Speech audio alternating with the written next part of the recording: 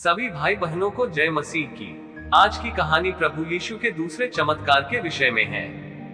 इस चमत्कार का वर्णन मत्ती सुसमाचार की किताब के 8 अध्याय में आता है, जहां यीशु एक सूबेदार के सेवक को चंगा करते हैं। पिछली कहानी में आप लोगों ने प्रभु की दयालुता और प्रेम को स्पष्ट रूप से देखा है कि वह अपने बच्चों को कभी भी दुखी होता नहीं देखते हैं। तो आज की कहानी हम एक ऐसे विश्वास को देखेंगे जहां पर प्रभु यीशु ने दूर बैठे बैठे ही एक लकवे के रोगी को चंगाई दी। पिछली कहानी में जब प्रभु यीशु ने उस कोढ़ी को चंगा किया, तो आगे मत्ती 8 अध्याय के 5 वचन के अनुसार, तब प्रभु यीशु कफरनहूम नामक एक गांव में पहुंचे, जो गलील सागर की झील के पास बसा हुआ एक छोटा सा गांव था। आज का आश्चर्यक्रम या चमत्कार इसी गांव में हुआ। कफरनहूम गांव संपन्न और खुशहाल गांव था। प्रेरित पतरस इसी गांव का रहने वाला था और यह गांव यीशु के कार्यों का केंद्र बन गया था। परंतु यीशु ने इस नगर को श्राप दिया था, क्योंकि इस नगर के निवासियों ने यीशु द्वारा किए गए आश्चर्यकर्म व चमत्कारों पर विश्वास करने से इनकार कर दिया था, जो कि यह गांव आज के वर्तमान समय में खंडहरों में तब्दील हो चुका है। आज भी वहां खुदाई के समय घर व इमारतें पाई जाती हैं।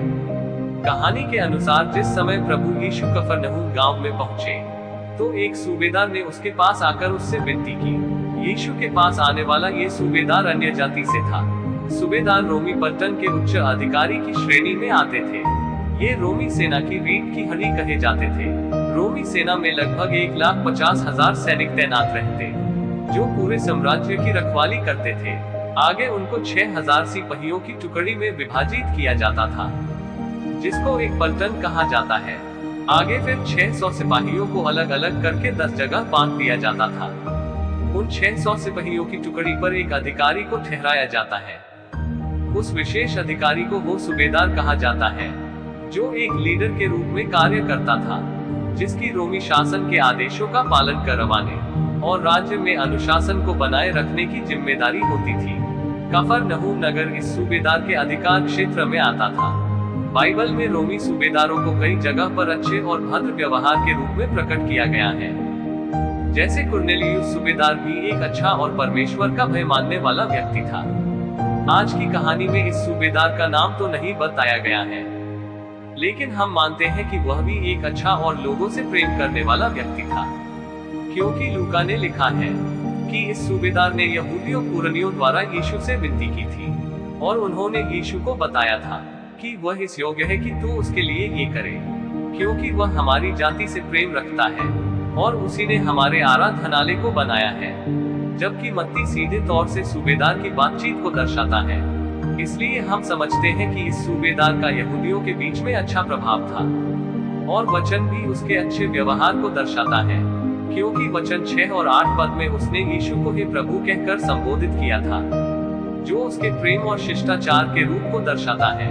लेकिन ऐसा ही प्रेम वह अपने अधीन रहने वाले हर एक सिपाही और दास से भी रखता था, क्योंकि कहानी में सूबेदार के स्वभाव को अपने दास की चिंता के बारे में दिखाया गया है। मत्ती के लिखे अनुसार जब वह सूबेदार यीशु के पास आया और उसने प्रभु से विनती करके कहा, हे प्रभु, मेरा सेवक घर में झोले का मारा बहुत दुखी पड़ा है। झोले का मारा अर्थात लकवा रोग से दुखी है। वचन उसके लकवे की किस्म के बारे में तो नहीं बताता है, लेकिन हम ये समझते हैं शायद वह चलने फिरने में असमर्थ होगा, जिसके कारण वह सेवक बहुत दिनों से दुखी था। जब यीशु ने सूबेदार की विनती को सुना, तब प्रभु ने सूबेदार को उत्तर दिया, मैं आकर उसे चंगा करूंगा, यानी कि मैं स्वयं उसके घर जाकर उसको ठीक करूंगा। लेकिन लूका ने अपने शब्दों में लिखा है, उसने ये बात यहूदी कुरनियों को कही, क्योंकि जब यीशु सूबेदार के घर निकट ही पहुंचने वाला था, तब रास्ते में सूबेदार के दोस्त मिल गए थे, जिन्होंने यीशु को सूबेदार का संदेश सुनाया। कि सूबेदार ने उत्तर दिया है कि मैं योग्य नहीं कि तू मेरी छत तले आए, जो सूबेदार की विनम्रता को दिखाता है, क्योंकि वह अपने आप को इस योग्य नहीं समझता था कि यीशु उसके घर में आए। वह आदमी परमेश्वर का भय मानने वाला था। उसने आराधनालय को बनवाने के लिए धन भी दिया, तो वह यीशु के विषय में भी भली भांति जानता था। सूबेदार को यीशु के सारे चमत्कारों के विषय में मालूम था और वह यीशु की सामर्थ को अच्छी तरह जानता था। मत्ती समाचार के अनुसार जब यीशु ने सूबेदार से कहा कि मैं तेरे सेवक को घर जाकर चंगा करूंगा, तब सूबेदार ने यीशु को उत्तर दिया, हे प्रभु, मैं इस योग्य नहीं कि तू मेरी छत के तले आए, पर केवल मुख से कह दे तो मेरा सेवक चंगा हो जाएगा, क्योंकि मैं भी पराधीन मनुष्य हूँ और सिपाही मेरे हाथ में है। और जब एक से कहता हूँ जा, तो वह जाता है, और दूसरे को कहता हूँ कि आ, तो वह आता है, और अपने दास से कहता हूँ कि यह कर, तो वह करता है। बेशक वह सूबेदार यीशु को अपने घर बुलाने के लिए अयोग्य मानता था, पर उसमें इतना विश्वास अवश्य था कि और वह जानता था कि यीशु बिना छुए ही मेरे सेवक को कहने मात्र से ही चंगा कर सकता है। सूबेदार चंगाई देने की सामर्थ्य को अच्छी तरह जानता था। उसने यीशु से कहा था कि मैं भी अधीन हूँ और मेरे नीचे सेवक रहते हैं, कि मैं एक को बुलाता हूँ तो वह आ जाता है, और जिस सेवक को मैं काम करने के लिए कहता हूँ वह वही काम करता है। सूबेदार के कहने का अभिप्राय था, उसी प्रकार हे प्रभु, तुझे भी परमेश्वर की ओर से अधिकार मिला हुआ है कि यदि तू भी अपनी आज्ञा से उन दुष्टात्माओं और बीमारियों को आदेश देगा, तो वह दूर से ही बैठे बैठे तेरी आज्ञा को मानेगी, और उनको तेरी आज्ञा माननी ही पड़ेगी, क्योंकि वे तेरे अधिकार के नीचे दास के रूप में हैं। यीशु उसकी बात सुनकर और उसके विश्वास को देखकर अचंभित हुआ, क्योंकि यीशु को पहले उसके गृहनगर नासरत में ठुकरा दिया था, और इस प्रकार का विश्वास देखकर प्रभु यीशु जरूर आश्चर्यचकित हुए।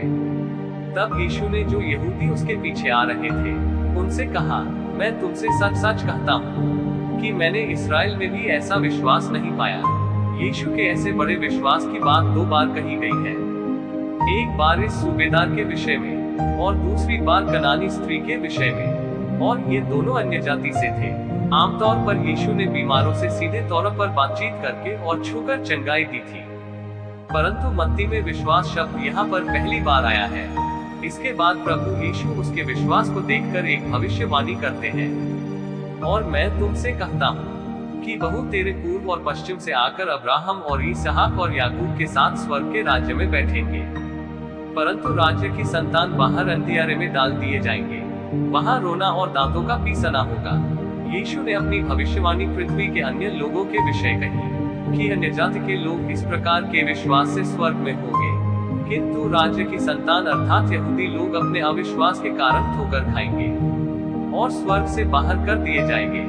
जब ये बात यीशु ने अपने साथ साथ चल रहे लोगों से कही, उसके बाद यीशु ने सूबेदार की ओर मुंह करके उससे कहा, जा, जैसा तेरा विश्वास है वैसा ही तेरे लिए हो, और उसका सेवक उसी घड़ी चंगा हो गया। हालेलुया। कहानी में सूबेदार ने दूर से ही यीशु की चंगाई की सामर्थ्य पर विश्वास जताया था, और यीशु ने उसके विश्वास का आदर किया। वचन कहता है, उसी घड़ी में उसका सेवक चंगा हो गया।